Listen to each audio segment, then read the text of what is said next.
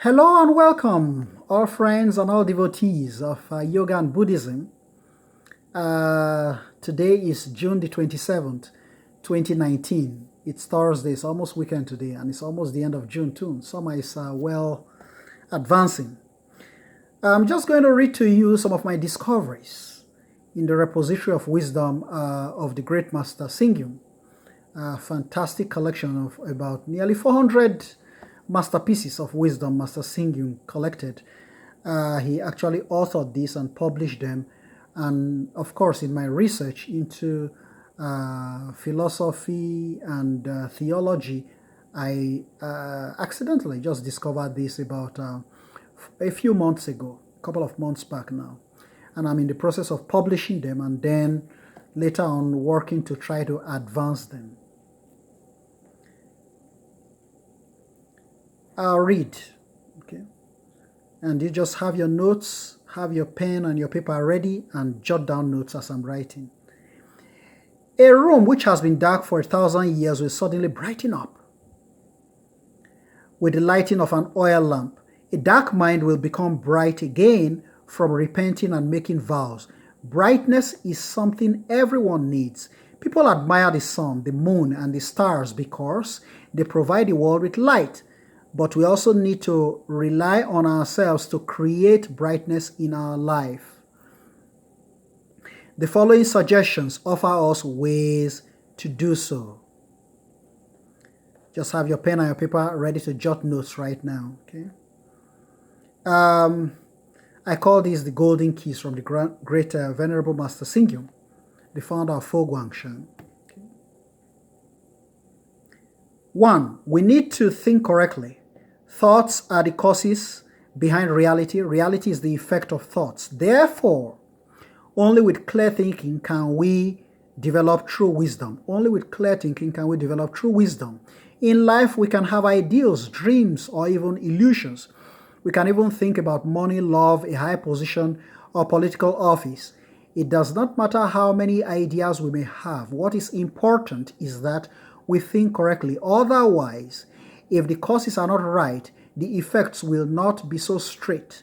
When our thoughts are not right, our conduct will not be wholesome either. 2. We need to work honestly. Dr. Sun Yat-sen once said, we need to have the resolve to undertake major endeavors, but not necessarily from a position of high office. The truth is, whether we are occupying a political office, taking a job, running a business, or working for wages, we must be honest and concentrate on our work. We should not simply put up a front, be devious or perfunctory with our work. A superficial person can never win the recognition of others. Therefore, in conducting ourselves or doing work, we should not depart from being honest and concrete. Honest and concrete, highlight that. Because only when we approach our work with integrity will our foundation be solid. Highlight that. Only when we approach our work with integrity will our foundation be solid. We move on to the third golden key from Venerable Master Singyum. 3. We need to live joyfully. Seeking a happy life is the basic goal for everyone. If we live unhappily, what is there for us in life? What is there for us in life? We are unhappy. Therefore, if we are going to live, we should live life joyfully. If you're going to live at all, live joyfully. Highlight that. Life's value and meaning lie in joy, harmony, respect, and peace. Again, highlight that. Just keep highlighting all these very important points. 4. The fourth golden key from Venerable Master Singyum. Okay? We need to learn earnestly. Life itself is endless learning.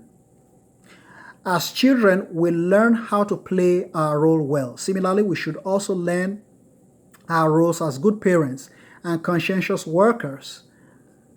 When prompted to a leadership position, we need to learn to perform these roles well too. No matter which stage of life we find ourselves in, it is important to approach our learning with earnest effort. Earnest effort, highlight that. And concentration, highlight that. Okay? It is important to approach our learning with earnest effort and concentration in order for us to perform our roles in life well. Okay. Now we're going to conclude this real quick here. In conclusion, the Venerable Master Xing writes, of course, for those who don't know the Venerable Master Xing very well, he is the founder of Fo Guangshan. Fo Guangshan is very distinguished because Fo Guangshan has been highly supportive of education, universal education, without bias. Master Xing has been very liberal in promoting education worldwide. In the United States here, he has one of the most affordable universities established in Rosemead, California. I've been there, University of the West, and the Sea Life Foundation. In Africa, of course, historically, he's the source of Buddhism in Africa by establishing the Giant Foundation in Johannesburg, South Africa, the Nanhua Buddhist Foundation and the African Buddhist Seminary.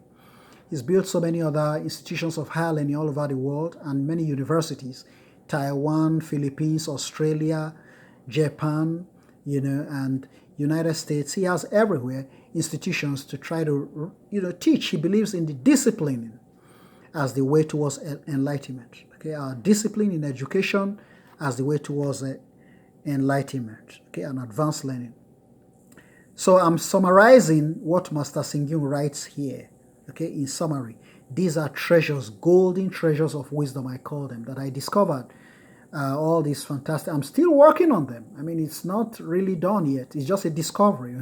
I still have a long way to go. We have to systematize them. We have to, classify them, just like Confucius and Yi Ching, okay? Confucius is not the source of Yi Ching, but he was the one that greatly advanced it, okay? Sunshine, Master Xing writes, fresh air and clean water are the three treasures of life. If we can, sunshine, fresh air, and clean water are the three treasures of life. If we can create them within our hearts by having right views, fragrant thinking, wholehearted learning, and pure ideas, we can certainly live a rich and bright life. And our lives will then be filled with brightness and joy. Anybody who sits in my class and is able to keep brilliant notes must know that he is a good student. I like good students, okay? And I always keep challenging you because time is limited. It's just to drive you to this discipline of knowing that, look, life is limited. We don't have 500 years to live here. We don't have 400. We don't even have 300. We don't even have 200 years to live. We barely have 100 years, if at all 100. So you have to move fast, okay? This is why I'm drilling my students with speed. Speed, that's the word. Namo Amitofo.